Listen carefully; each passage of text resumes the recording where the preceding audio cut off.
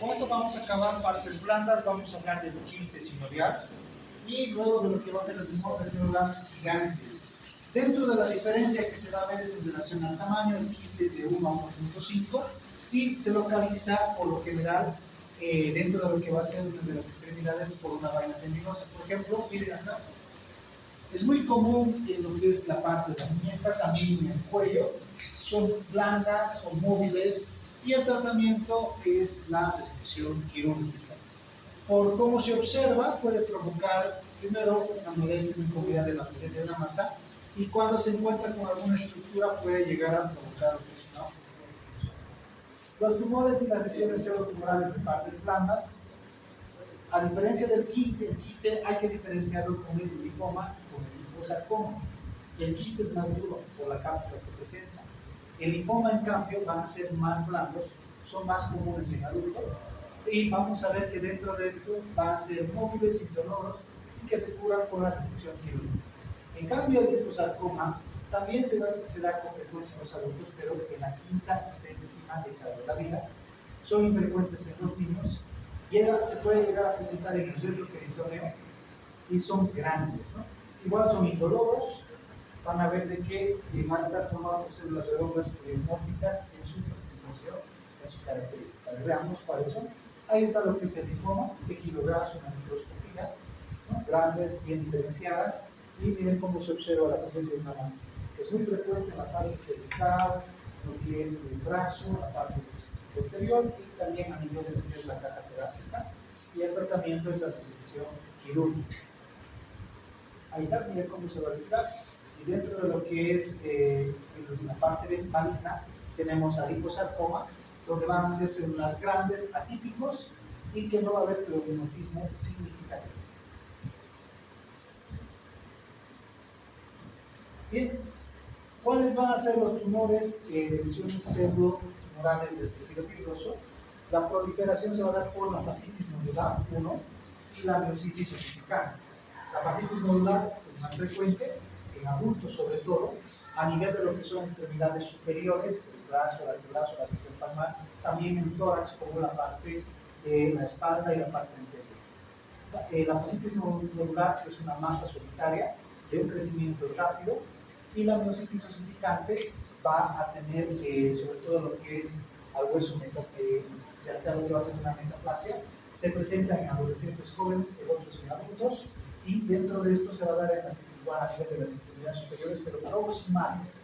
Se da en fases iniciales, van a tener una clínica que son dolorosas, circunscritas, firmes y duros.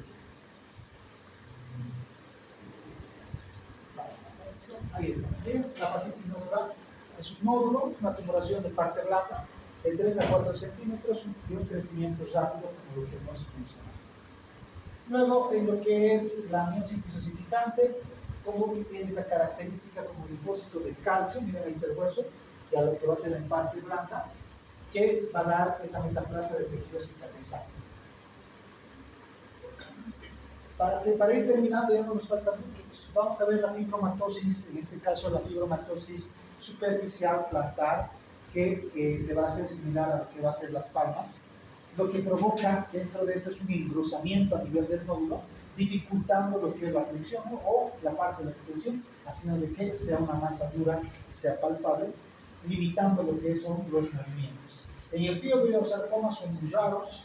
Dentro de estos van a poder ver que afectan extremidades inferiores, la rodilla, y van a ser unas masas no capsuladas que incluso se van a ulcerar y van a ser hemorrágicas. Los tumores del músculo estriado, que lo vamos a ver en el siguiente capítulo, en lo que va a ser el sistema nervioso periférico, vamos a mencionar rápidamente algo que hemos visto ya desde lo que era genitales masculinos, el rapniosarcoma. Ya lo habíamos visto esto, que se daba con más frecuencia en la infancia, y seguimos repitiendo esto, ¿verdad? Muy común en la infancia, en adolescentes antes de los 20 años.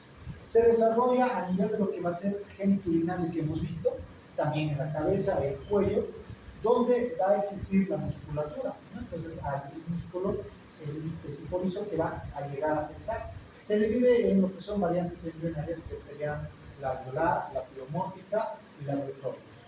Son neoplasias agresivas y estos se tratan con quimio, radio y la cirugía.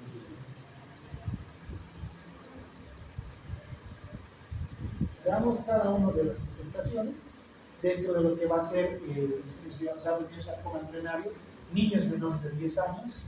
Miren cómo puede llegar a afectar la cavidad nasal, la cavidad ocultaria, a nivel sobre todo de lo que son las estructuras huecas, tapizadas de mucosa, la nasofaringe, el conducto colédoco, la vejiga, la vagina. Ahí es donde se va a dar el sarcoma, llegando a afectar incluso en el sexo masculino hasta la próstata. Dentro de esto, la característica de los patrones es que afecta esas estructuras huecas, y tenemos al alveolar, que dentro de esto se da en la adolescencia con un pleomorfismo o hiperhemasia nuclear junto a grandes variables endoplasmáticas que va a presentar. El pleomórfico son numerosas células tumorales o eosinofílicas atípicas, grandes, y van sobre todo en el adulto. Entonces, repetimos, venimos a lo que era el alveolar. El alveolar y el patroides van a ser en lo que son los niños menores, ¿no? Patroides, alveolar, niños menores. El pleomórfico, por lo general, en el adulto. El otro tumor que se va a dar va a ser el de los musculosos, el leiombioma, el leiomiosarcoma y el sarcoma sinovial. El leiomioma es un tumor benigno del musculoso, sobre todo con frecuencia a nivel de lo que se dice. El leiomiosarcoma se va a producir en los adultos, y el sarcoma sinovial se desarrolla en lo que son las partes grandes. Dentro de lo que va a ser el leiomioma, se presenta, por ejemplo, a nivel de lo que es el pezón, el escroto, la piel del pezón y el escroto, con un tamaño mayor a 12 centímetros. El leiomiosarcoma tiende a llegar a lo que son partes profundas, no superficiales de la piel, llegando hasta el retroperitoneo y la cavidad abdominal. Y el sarcoma sinovial afecta sobre todo ovario de crecimiento lento, y afecta las articulaciones de las extremidades. Ahí está el leiomioma, sobre todo los miomas, incluso a nivel de lo que es la afectación de la musculatura del útero, ¿no? Haciendo un engrosamiento de la pared. El leiomiosarcoma ya es una masa voluminosa, polipoide y exofítica, donde va a presentar unas células que tienen núcleos pleomorfos e hipercromáticos, y que van a tener dentro de esto lo que es una mitosis irregular, ¿no? Eso es todo en partes blandas, no era mucho. Y ahora nos vamos a sistema nervioso periférico.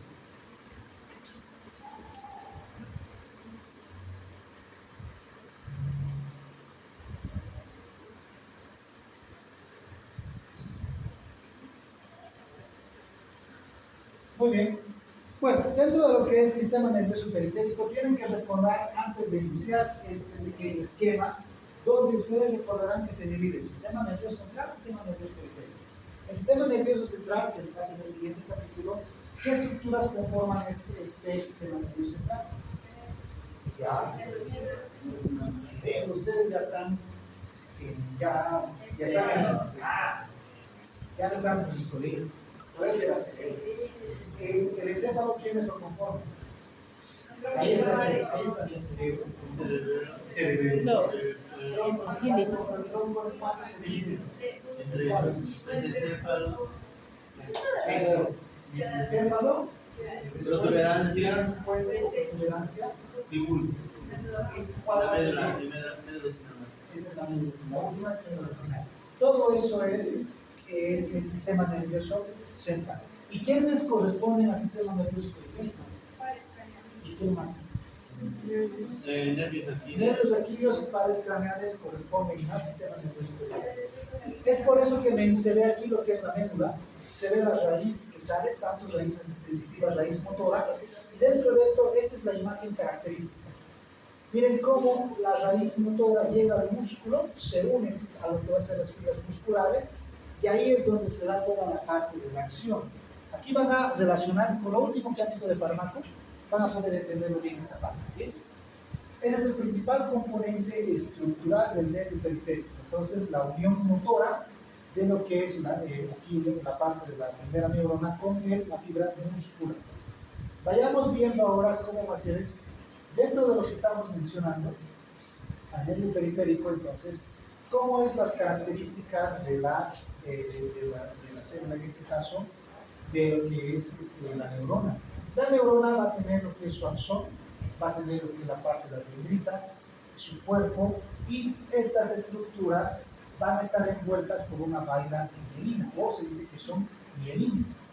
Esa fibra nerviosa entonces tiene un axón con células de Schwann que van a estar ahí y la vaina de mielina.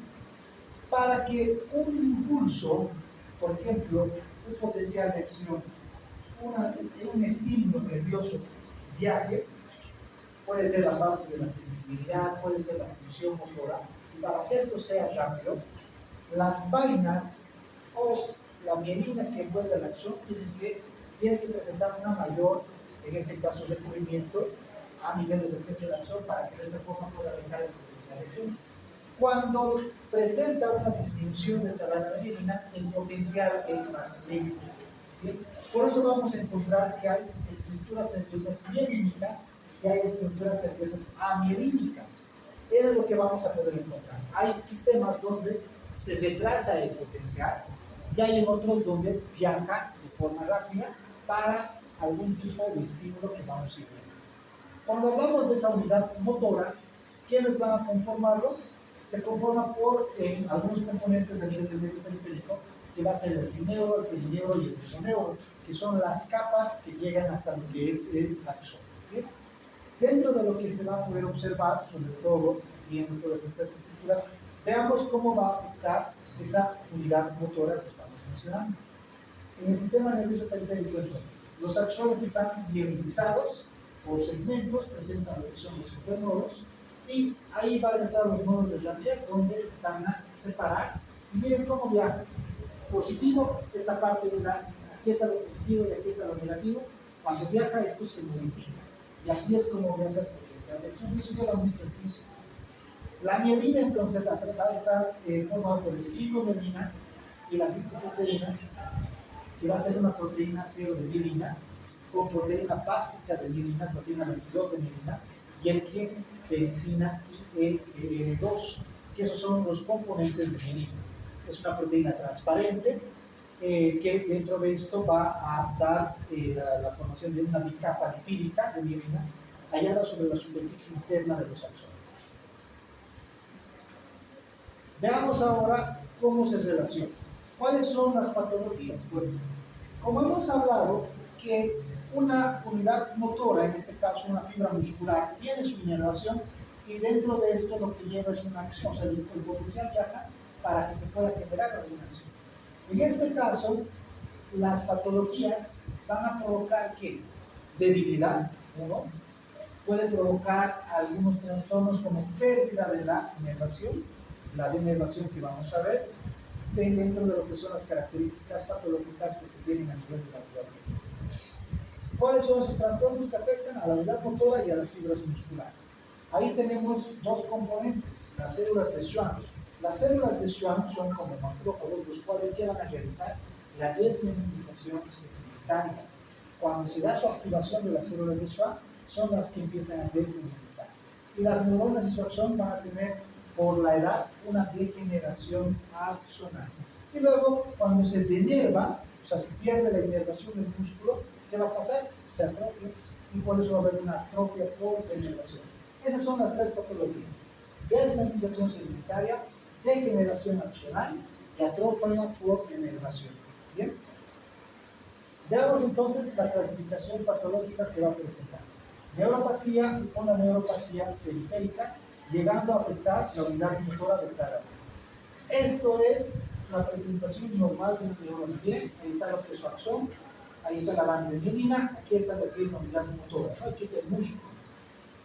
¿Qué pasa con la desmielinización? Miren cómo, en este caso, la parte de las bandas de mielina que envuelven el axón se van perdiendo.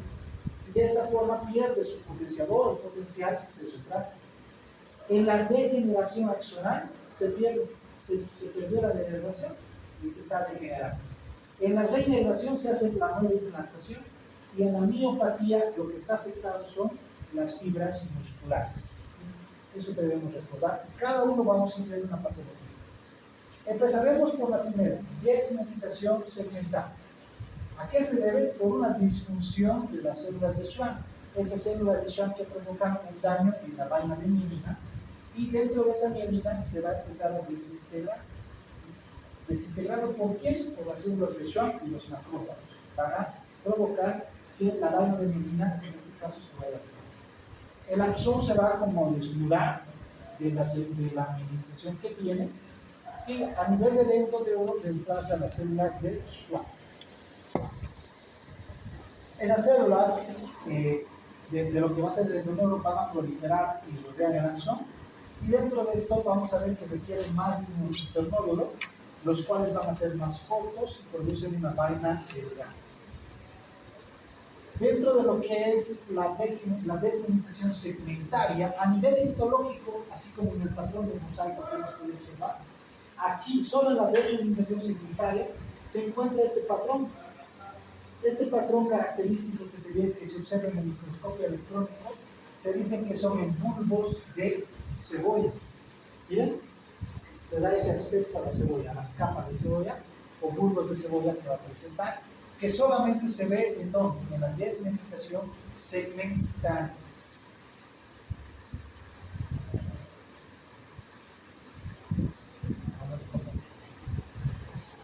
¿Cuál es el otro? Veamos que aquí va a ser la desmeminización. Bueno, ya hemos visto que son los bulbos de cebolla, perdón. La degeneración axonal y atrofia de la fibra muscular. En la degeneración axonal va a resultar de una destrucción del axón y de su vaina de mielina. Puede ser por un fenómeno focal, un punto de algún nervio, traumatismo, isquemia, o por alguna anomalía de un cuerpo celular neuronal que va a afectar su axón. Dentro de esto vamos a ver que para que pueda llegar a esa atrofia va a haber una lesión focal, lesión axonal y la degeneración bayeriana, que lo que se menciona en la degeneración bayeriana es que va a haber una descomposición del axón con las células de Schwann dañadas que catabolizan la mielina. De esta forma forman pequeños compartimientos ovoides de mielina. Eso está en la degeneración axonal. En la degeneración axonal sucede la degeneración bayeriana. ¿Bien? Dentro de lo que podemos ver, entonces, cómo se da el mecanismo. Degeneración axonal, se pierde, en este caso, las aferencias nerviosas. Como se pierde la inervación, esto es lo normal, lo activo de lo que va a ser en este caso la parte motora. Como hay la denervación, se atrofia el músculo por denervación, provocando una desintegración biosinatina y disminuye de tamaño celular, se reabsorben las miofibrilas y van a seguir habiendo células gliales. En la regeneración nerviosa o la reinervación del músculo, lo que va a pasar, miren, es que primero la reinervación es de un tiempo prolongado, no es en ese momento. Lo que se hace es colocar o reemplazar la fibra nerviosa, y lo que hacen es que esos millones de axones degenerados puedan desarrollar nuevos conos de crecimiento. La velocidad depende mucho del medio afectado, y se puede observar que en ese proceso se puede acelerar con el trasplante de células estromales de la médula ósea. Para la regeneración nerviosa o la regeneración, vamos a ver que en las fibras hay dos tipos. La de tipo 1 es más rica en inmunoglobina, enzimas oxidativas, tiene muchas mitocondrias y su contracción es de tipo tónico. Las fibras musculares de tipo 2 son ricas en enzimas glucolíticas, están implicadas en las contracciones sácticas, ¿no? O fásicas. Dentro de esa regeneración nerviosa y regeneración del músculo, vamos a ver que la regeneración se produce cuando esos axones pertenecientes a esa unidad motora van a renervar a los miocitos, en este caso renervados, incorporándose así a la nueva unidad motora. ¿Cómo es la forma más frecuente de la reacción en las reacciones de fibras musculares? Hay necrosis de un segmento, se vuelve a vascularizar, se vuelve a dar la regeneración, se va a generar lo que es en este caso la hipertrofia muscular después de la regeneración que se produce. Dentro de lo que es la parte de la afección del nervio periférico, podemos ver que para la motoneurona su daño puede ser hereditarios por patologías autoinmunes, puede ser por infecciones virales, a nivel de lo que es el axón, a nivel de lo que va a ser ya, en este caso el cuerpo, perdón, y a nivel de lo que es la parte del axón, miren que aquí también son causas hereditarias, puede ser aquí adquiridas o inflamatorias, y a nivel de la musculatura vamos a ver que son las miopatías congénitas. Son 4 puntos de afección que hay. A lo que es en este caso la motoneurona 1, el nervio periférico, la unión neuromuscular y el músculo. Ahí vamos a encontrar las 4 lesiones. Vamos a ir viendo cada una de las patologías. Por ejemplo, la más común del nervio periférico, la fibra nerviosa, o el más conocido, no tan conocido, perdón, en relación a su causa, es el síndrome de Guillain-Barré, que es algo que van a escuchar y que se da por infecciones virales, que es adquirida, pero también va a haber más hereditarias. Aquí se presenta Guillain-Barré. A nivel de lo que es la parte de la unión neuromuscular entre el nervio cuando se une al músculo, aquí la causa que representa es la miastenia. Aquí dentro de lo que es la motoneurona, lo que va a dar su afección es la poliomielitis, perdón, y la degeneración de la esclerosis lateral amiotrófica que se dará a nivel de la motoneurona. Y dentro de lo que es la fibra muscular o el músculo afectado, las miopatías. Vamos a ver 2, y ahí van a descansar y ir a firmar sus planillas. A ver, la desmeminización segmentaria. Dentro de la desmeminización segmentaria hemos ya hablado que va a haber los bulbos de cebolla, ahí se observa. En la etiología, síndrome de Guillain-Barré. También la neuropatía hereditaria es sensitivo-motora su afección. Su patogenia es que, o cómo sucede su afección, provoca una desintegración de la mielina, que se fagocita por los macrófagos y las células de Schwann, y ese axón se empieza a desnudar, estimulando así la reminización. Dentro de eso, lo que se va a ver a nivel de la histología, en los bulbos de cebolla, es que hay reminización y desminización que se da a nivel de lo que son los axones.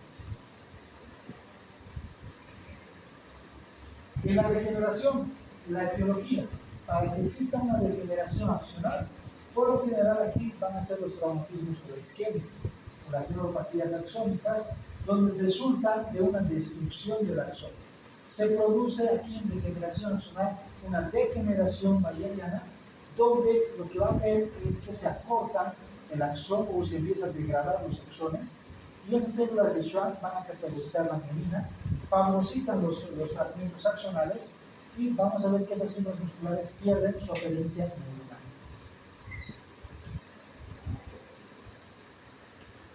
En la reinervación, aquí ya hay una pérdida por un traumatismo, y esto por lo general se ve más en trauma, con fracturas expuestas donde se produce una lesión del nervio. Y aquí hay muchas preguntas y muchas controversias.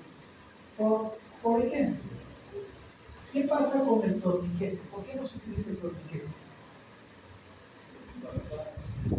Ustedes hagan de cuenta que John se cae y tiene una fractura expuesta a nivel del tiempo, a nivel medial o a nivel del cuerpo o a nivel trapeziario.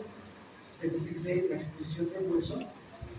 Según lo que ustedes conocen en relación a ese manejo o el control de hemorragias, ¿cuál es el primer paso que deberían hacer como médicos? Ustedes ya se van a hacer. ¿Cómo te lo vas a evitar? Ahora te cuento que lo encuentras, estaba mirando y luego se desmayó, o ves que pierde el conocimiento, sigue sangrando, le tocas y el pulso parece que no lo percibes. Está como un barco. Tal vez sí, tal vez no. Ya. Si estuviera con paro, porque no encuentras pulso, no escuchas que respira, ¿qué vas a hacer? Ya. El paciente está otra vez en el piso, con su hueso al aire, su sueño. Está sangrando, estás al lado de él, hay un gran charco de sangre y no encuentras pulso. ¿Cuál sería el primer paso? Muy bien, no se hace la reanimación. Se para o se detiene el sangrado. Pero ¿cómo lo detienes? Ahora, como médico, solamente el torniquete. Pero, ¿qué tal si tienes torniquete? Tampoco podemos improvisar. No se puede improvisar. Nosotros no podemos. La gente puede improvisar sin que nosotros. No, estás de blanquito, así que no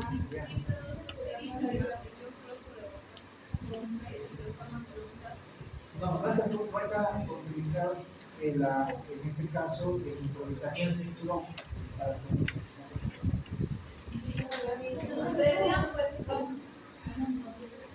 Si la técnica se dice presión directa sobre la herida. Sí, no. Pones la parte estéril y aprietas sobre Con la gas, herida. Solamente tapa. hasta el neutro. Igual a veces no para de sangrar, pero por lo menos estás deteniendo. Hasta eso se avisa el traslado. Pero aquí la pregunta es, como el hueso viene ahí, como el hueso, por el impacto, a nivel de lo que es sobre todo la parte femoral, puede romper, provocar una lesión traumática funcional al nervio. ¿Qué nervio está en el femoral? Ya, ustedes tienen lógica, listo, ya. Dentro de lo que es, van a ver quién afecta y existiría una continuación. ¿Por qué lo voy a reemplazar con lo que es el torniquete? ¿Qué pasa con el torniquete? Cuando uno se realiza el torniquete, no deja que la sangre ya continúe hasta la parte más distal. En otras palabras, no estamos dejando que se obstruya. En lo que es las lesiones, hemos visto que hay una lesión que es esta, antes de la regeneración. La desvenización por infecciones. La degeneración es por trauma. Y ahí está la isquemia. Los nervios son sensibles a la hipoxia. Ahí es donde hablan de la indicación de un torniquete de sí o no. ¿Ustedes qué creen que se debe hacer? Es más, hasta aquí van a descansar y los voy a torturar un ratito. ¿Está bien? Así van a aprender. Por ahí me cargo. Doctor, en el caso del torniquete, No, espera, no te preocupes, ahorita vas a ver, tranquilo. Aquí hay un caso clínico, aquí vamos a discutir.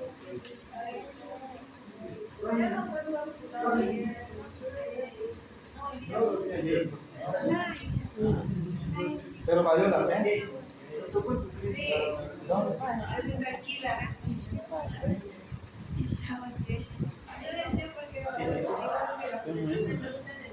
Ah, si hubiera sido dormir con tu amigo, ¿cómo? No me entendieron. O sea, me vas a explicar que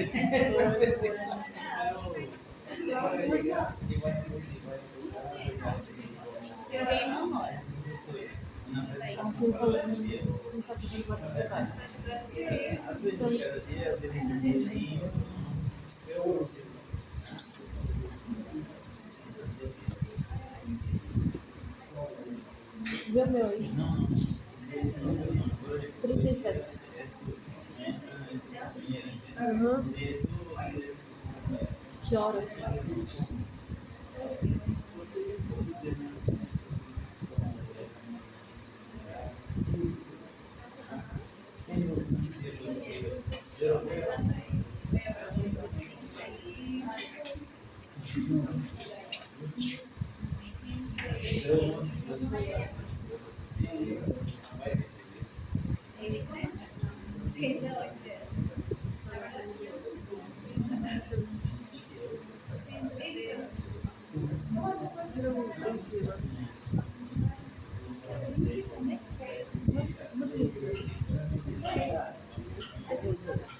Ah, no son de ahí, ¿no? Ah, gracias a Dios.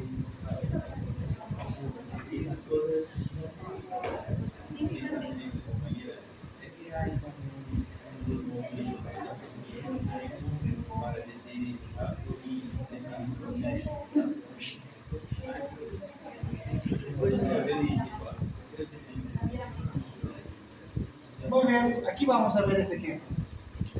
Ahí está, ese es trauma.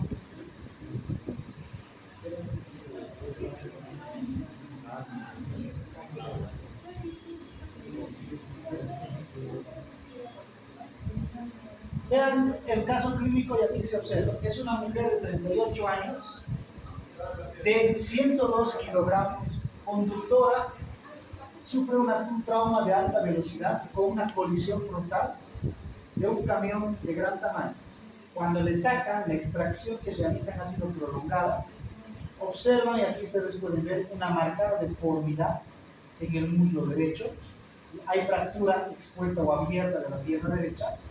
Dentro de los signos clínicos, la paciente está consciente o despierta, está alerta, tiene dolor intenso y los signos vitales, frecuencia cardíaca 120, tensión arterial 90-50 y la escala de coma de Glasgow 15.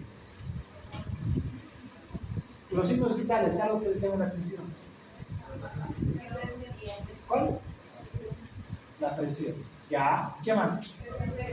Todo en sí, menos el Glasgow, ¿verdad? Porque la respiratoria acaso es 22, lo normal. ¿Hasta cuánto es lo normal? 24. Hay algunos que dicen 20, otros 18, lo normal. Luego, la presión arterial, ¿hasta cuánto es lo normal? 120-80, ya. La frecuencia cardíaca, ¿cuánto es? Hasta 100. ¿Qué tienen aquí en semiología? Taquicardia, hipotensión y taquimesia, excelente. Bien, son estudiantes de medicina. Está muy bien.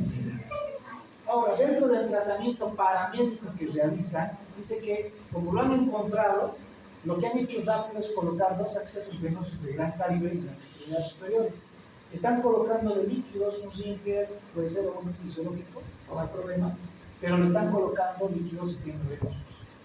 Vámonos con las preguntas. Primero, como la paciente está consciente, esto era lo que te decía, del ABCD, este es el ABCD. Sea trauma, sea intoxicación. Bueno, en la intoxicación hay mucha discusión, porque en un paciente intoxicado, cuando deprimes al tronco o al bulbo, no se olviden que el par craneal número 10, ¿dónde está? Sí, pero ¿en qué parte del tronco encefálico está el par craneal número 10? ¿Aide? ¿Aide? ¿Aide?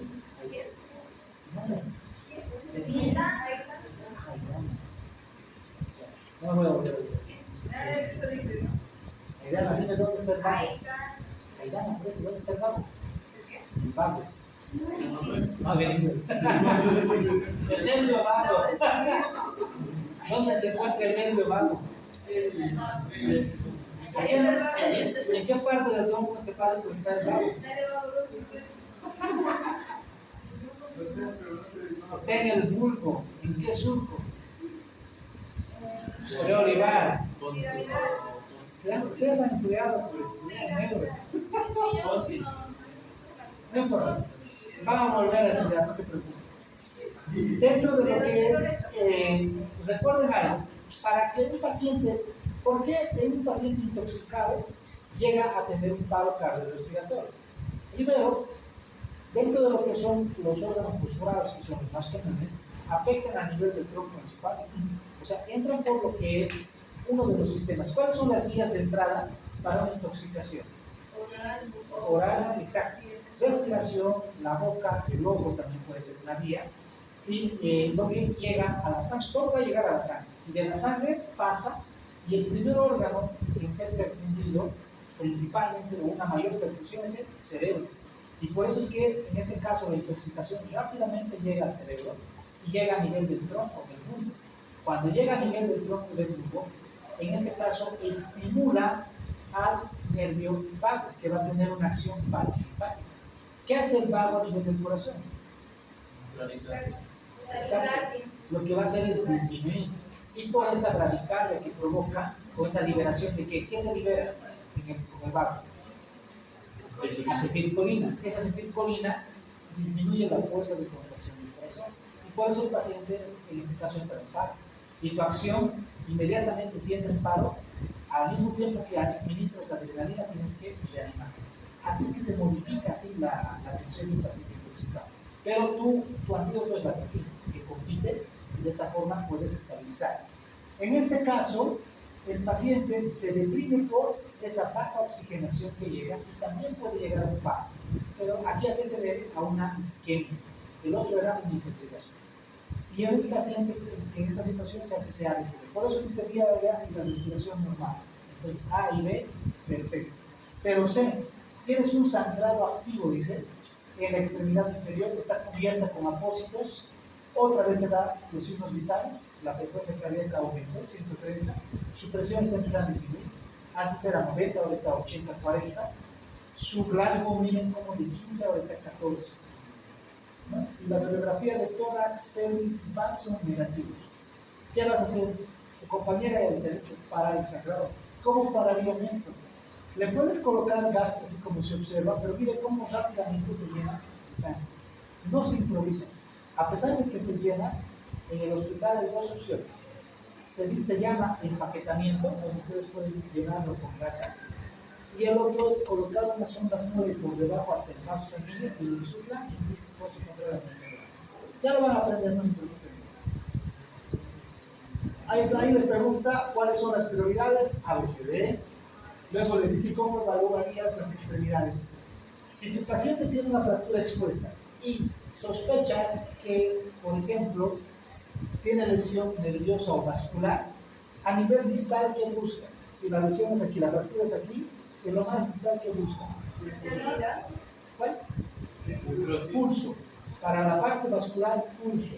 Para la parte nerviosa, la sensibilidad. Entonces, así de fácil. Si no hay sensibilidad, hay una pérdida, una degeneración nerviosa. ¿Y a qué se debe? Por trauma, así de fácil. A lo que quiero llegar es a lo siguiente, nada. ¿Dónde está? ¿Cuánta pérdida sanguínea? Aproximadamente por la región, unos 1500 se deben perder. ¿Cómo deberían estabilizar? Hay que estirar, hay que colocar una férula.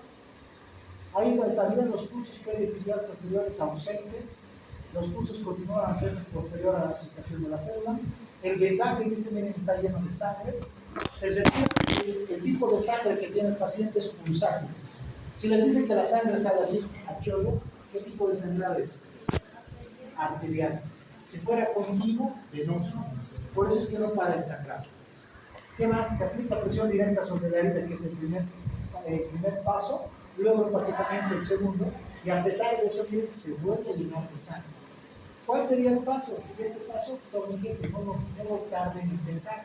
Pero, ¿qué es lo que saben ustedes del torniquete? Cada cierto tiempo hay que, cuando se hace como un grifo, cada cierto tiempo hay que soltarlo para que vuelva a salir la sangre y otra vez vuelve a soltar. Perfecto, ¿vos qué sabes? Que hay que poner la hora en la que le pusiste el torniquete. ¿Y si sueltas? No sueltas. O sea, primero, estás O sea, paras el sangrado, lo cierras la llave y colocas a qué hora sí. pones la hora y vas poniendo, ¿no? Vas registrando qué hora lo estoy soltando, qué hora lo estoy poniendo hasta que venga la Ya. ¿Qué tal les cuento? Por la lesión donde es el fémur, dice que hay una pérdida aproximada de unos 1500 litros de sangre. ¿Cuántos litros de sangre tenemos? ¿Cuántos? Hasta 5. 1500 ya casi 2, ya es más de casi llega a la mitad. Si tú vas a abrir, cerrar, vas a pasar los 2000. Tu paciente se va a morir. Ahora, la reposición, ¿con qué quieren reponerlo? ¿Con qué suero?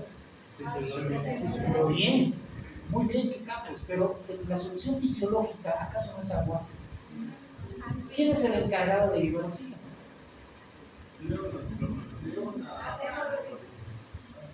La hemoglobina, ¿dónde está?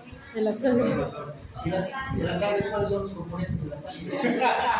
Por cada respuesta, una pregunta. Yo quiero hemoglobina, cafeína, hemoglobina. Hay las soluciones como hemoglobina. El único encargado Dale el suero. El único encargado de llevar el oxígeno es el glóbulo rojo. Nadie más. Ya, pero la aplicación del suero sería solo para esperar venir las bolsas de sangre o no? Buena pregunta. Ahí es lo que antes, tal vez por eso les preguntaba qué saben del torniquete, porque se ha actualizado hace un año y medio atrás, recién se ha actualizado. Y ahí también se ha actualizado la reposición de la polemia.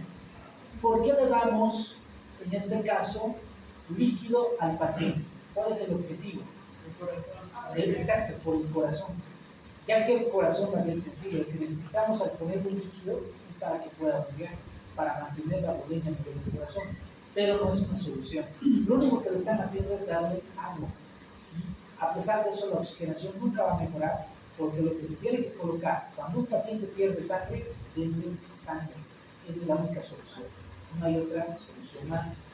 Por eso ahora en trauma, cuando nos llevan pacientes así, rápido lo que pedimos al banco de sangre es en este caso, el universal. ¿Cuál es? Listo, así de fácil. Le pides, colocas y ya. Y así lo vas a ajustar. Pero si ustedes le colocan, como antes se colocaba, 1 litro de cristales o 1,5 litros, 2 litros, incluso han debido ver en las películas, agarran el suelo y apretan para que entre más rápido, para cargar la boleta, pero no es el problema. Porque cuando se hace eso, lo que pasa es que lo único que estás haciendo es que se llene de agua. Y hay una complicación por aumentar agua a nivel del corazón. ¿Cuál es? ¿Dónde se llena el agua? El pulmón, el edema pulmonar. Por eso, muchas veces cuando vayan a su internado o cuando vayan a sus prácticas, no hay muchos médicos actualizados. Y eso es ahorita algo que llama la atención. Ustedes ahora saben, por ejemplo, que deberían usar el torniquete. Si van a un hospital hay torniquetes, pero si ustedes ven que alguien está tardando, está empaquetando, está colocando una gasa, empújenle a un lado y coloquen el torniquete y no lo suelten. Por 2 motivos no se suelta. Primero, tienen que recibir, este paciente, por ejemplo, con esa lesión que hemos visto, tiene el torniquete. Se tiene que documentar como mencionado. Y hay una pregunta donde dice, ¿cómo manejaría el paciente ahora? Mejoraríamos el estado hemodinámico. Vamos a ver una pregunta, espera, ahí está. ¿Cómo identifica el riesgo? ¿Cómo otras lesiones? ¿Qué radiografías? Ahí están las radiografías. Sangrado, listo, no tiene alergias. ¿Qué más debe hacer antes de presentar pacientes? Antibióticos y el dolor. Este paciente por la radiografía va a llegar a trauma. En trauma le tienen que colocar unos fierros, unos perros para manejar la fractura que tiene. Y para esto nosotros no nos vamos a encargar, eso lo tienen que hacer traumatólogos. ¿Bien? Lo único que yo tendría que hacer aquí con ustedes es estabilizar a ese paciente, nada más. ¿Acaso ustedes creen que va a estar más de 5 horas o 6 horas así? No, por lo menos exagerando. Ha pasado el accidente hace una media hora atrás, hasta que yo le haya hecho la atención otra media hora, le coloco el torniquete hasta que vaya al cirujano 1 hora o a 2 como máximo. Si le pones el torniquete no hay problema, no hay ningún problema. Según el último estudio, las extremidades pueden tolerar 2 horas sin un daño nervioso. Más de 2 horas hay daño distal nervioso, pérdida o degeneración nerviosa. Más de 5 horas, pérdida de la extremidad. Doctor, cuando hay exposición ósea y se hace un torniquete que los se queda por afuera, ¿qué debemos hacer? Creo que se le tenía que echar un suero o algo, se tenía que mantenerse en el Lo que haces es cubrir con una gasa. En el hospital, sí, exacto. Ahí le pones, puedes colocarle, por ejemplo, si quieres, en este caso, un antibiótico, pero no, el antibiótico EB, nada más. Y cúbrelo con algo, con solución fisiológica, lo echas el trapito y le cubres para que no se contamine más. Y nada más. Y le pones aquí un calmante, un ketorol, EB, y listo. Con eso lo refieres al paciente. Nada más. Emergencias es bonito. Pero es para aquellos que no se van a desmayar. En el curso de, ¿cómo se llama esto? Del internado, se hace simulantes de pacientes con emergencia.